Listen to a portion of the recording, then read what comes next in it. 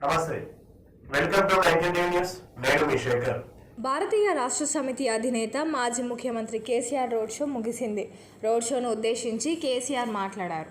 రైతులకు రైతు బంధు ఇవ్వమంటే కాంగ్రెస్ ప్రభుత్వం ఎందుకు ఇవ్వడం లేదు? ప్రజల సొమ్మును రైతులకు ఇవ్వడానికి వచ్చిన నష్టం ఏంటి? రైతులంటే ముఖ్యమంత్రి రేవంత్ రెడ్డికి అంత చులకనా అని ప్రశ్నించారు. గ్రామాల్లో త్రాగునీటి కోసం మహిళలు నీళ్ల ట్యాంకర్ల వద్ద ఎదురు చూసే రోజులు వచ్చాయని, సొంత గడ్డకు సేవ చేయాలనే దృఢ సంకల్పంతో మాజీ ఐపీఎస్ అధికారి డాక్టర్ ఆర్ఎస్ ప్రవీణ్ కుమార్ రాజకీయాల్లోకి వచ్చారని, మాజీ ఐపీఎస్ అధికారి ప్రవీణ్ కుమార్ను ఎంపీగా భారీ మెజారిటీతో గెలిపించాలని కోరారు. ఈ ప్రాంతం నుంచి బీఆర్ఎస్ అభ్యర్థిని ఎంపీగా గెలిపిస్తే ముఖ్యమంత్రి మెడలు వంచి ప్రవీణ్ కుమార్ నిధులు తెస్తారని, భారతీయ జనతా పార్టీ తెలంగాణకు అక్కరకు రాని చుట్టమని అన్నారు. ముఖ్యమంత్రి హోదాలో రేవంత్ రెడ్డి భాష గమనార్హమని తెలియజేశారు. ఓ మాజీ ముఖ్యమంత్రినైన నన్ను ఉద్దేశించి సీఎం రేవంత్ రెడ్డి కండ్లు పీకి గోటిలాడతాననడం సమంజసమేనా అని కేసీఆర్ ప్రశ్నించారు.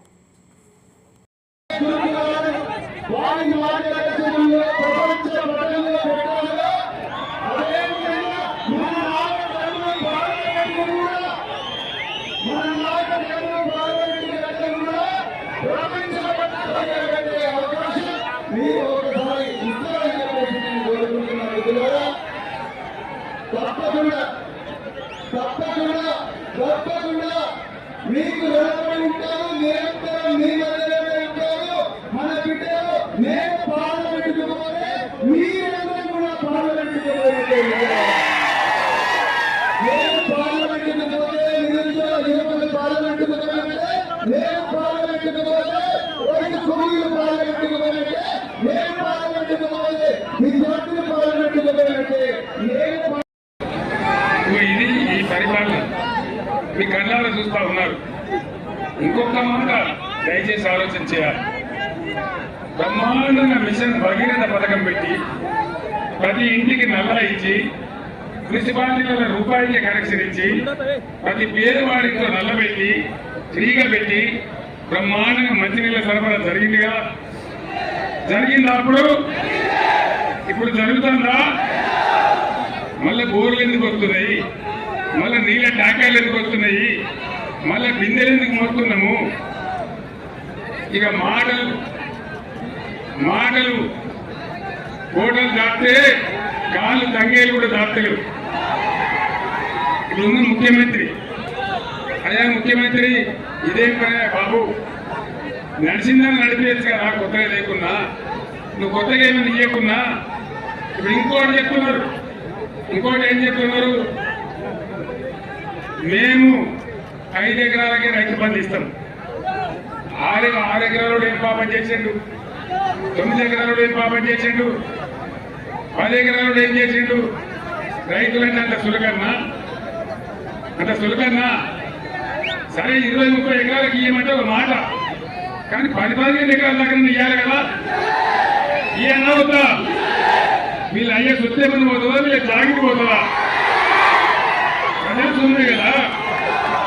ప్రపంచంలో ఈరోజు నేను ఒక్కటే మాట మీకు చెప్తా ఉన్నా, గవర్నమెంట్ సపోర్ట్ లేకుండా ఏ దేశంలో కూడా వ్యవసాయం జరుగుతలేదు. అందుకే నా మెదడు కరగబెట్టి దేశంలో, భారతదేశంలో ఇంతకు ఎప్పుడు లేనటువంటి రైతు బంధు తీసుకొచ్చిన. కంచెనగా పడుతుండే, కంచెనగా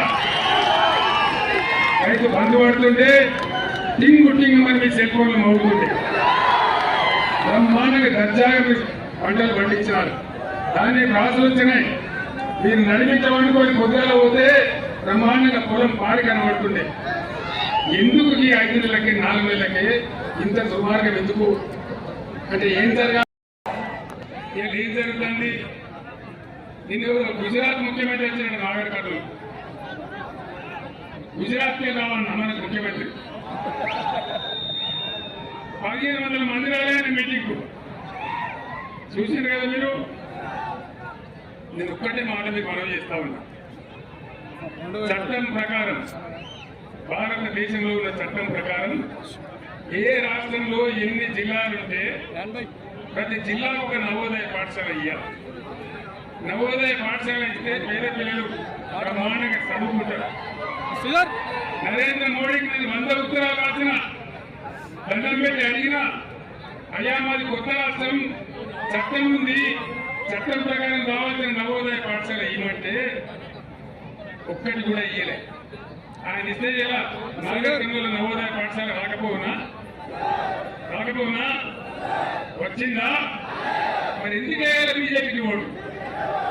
భారతదేశంలో 157 మెడికల్ కాలేజీలు పెట్టాడు. నేనన్నా కొత్త రాష్ట్రమైన మార్పులు నాకు ఇయ్యలే, ఒక్కటి కూడా ఇయ్యలే. పాలమూరు ఎత్తిపోతల పథకం, దాంతో బతుకుతుంది పాలమూరు. ఇక్కడనే ఉన్నది మనం వట్టే రిజర్వాయర్.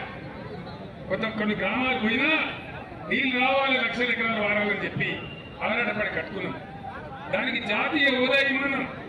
కొత్త రాష్ట్రం కాబట్టి ఒక 25,000 కోట్లు సాయం చేయమన్నాం. 25 న్యాయ పైసలు కూడా ఇయ్యలే. ఉల్టా ఏం చేసిండు మోడీ?